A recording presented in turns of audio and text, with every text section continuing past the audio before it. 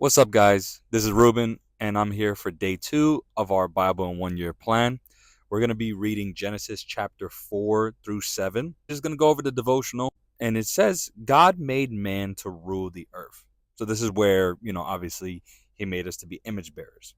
So, the way we rule the earth is simply by cultivating and making things purposeful using our creativity.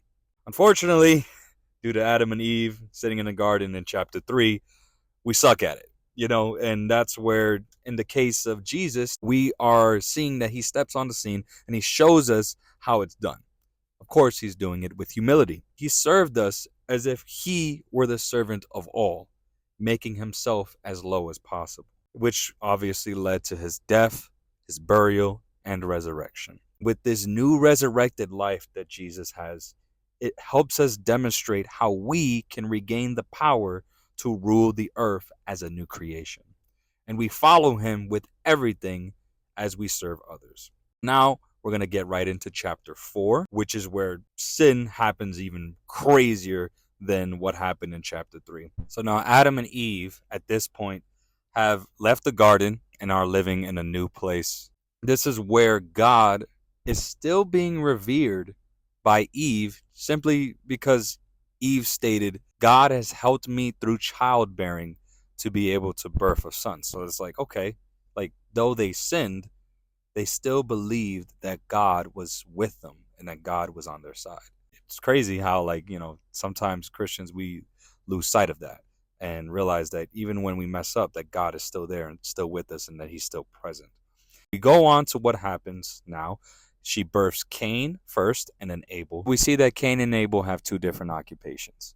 Cain is the gardener slash crop harvester, and Abel is the shepherd. What happens here is Cain gives just some of his crops to God. It's not necessarily the best. It's just whatever he felt like he could scrap around and kind of give to God. Whereas Abel takes the best of his sheep, the firstborn unblemished lambs, and he gives them to God as a service to him. And in this case, God blesses and favors Abel and his gift to him while also rejecting Cain and his gift. This makes Cain very angry with God and get jealous of his brother, which is crazy because at the end of the day, God was just simply telling him, hey, man, just do what is right and you're going to be fine. Cain does not listen to God, and he could have changed if he actually followed Abel's example. Instead, he gave into sin's temptation and murdered his brother, while also lying to God afterwards. And this led him to be a wanderer with no way to receive any harvest, since that was his occupation. But God had stopped him from getting anything afterwards, just because he couldn't hold himself and control himself. This led to him having children that honestly were worse off than him. God gives hope to Adam and Eve by giving them Seth. So now this is where we're in chapter 5, and we actually read the genealogy from Adam all the way down to Noah. And so what's amazing about this, we really read the Bible with all these names and all these people, and Methuselah begot Enoch and all of these crazy things, but we don't realize how powerful things can get when it comes to these names. Let me show you something. And so what's cool is that each of these names here actually have a different meaning.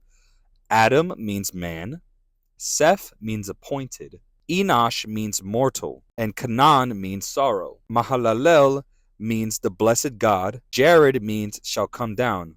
Enoch means teaching. Then Methuselah means his death shall bring. Lamech means the despairing.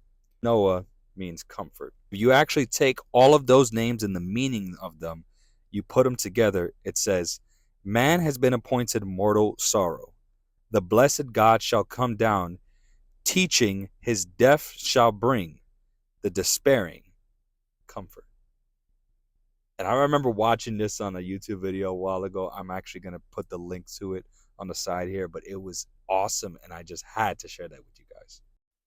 Just to say that God was still working his salvation story. Like I said in chapter 1, it was written. Now in chapter 5, we see it even more clearly based off of just the name meanings, genealogy from Adam to Noah, which is just beautiful to know that what it says in the New Testament, that God had saved us before the foundations of the earth. So it was literally written in stone before Jesus even stepped on the scene. We move on to chapter 6. This is where man's wickedness really steps in, and we get to see the introduction of Noah. This is where God shortened the lives of humans for about 120 years, and this is because of all the wickedness that is happening. The sons of God, the giants, all of this wickedness. It's crazy, right? God's heart was broken. He felt sorry for even ever making humans in the first place. So he decided to kill every living creature on the earth. But of course, there was one man that he favored. That man was Noah. Noah also became part of God's plan. So God planned to flood the earth to cleanse it of all wickedness and sin, and killing every living creature that were ever to walk the earth.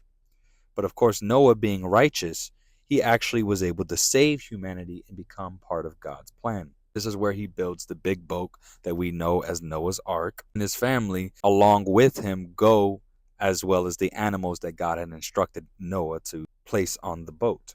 As the time went, God had made it rain 40 days and 40 nights, covering all the land and killing all of the creatures, all the way up until the point where the water reached even 22 feet above the tallest, highest mountain, which is just crazy. And so this is where it just may seem grim and feel like all hope is lost.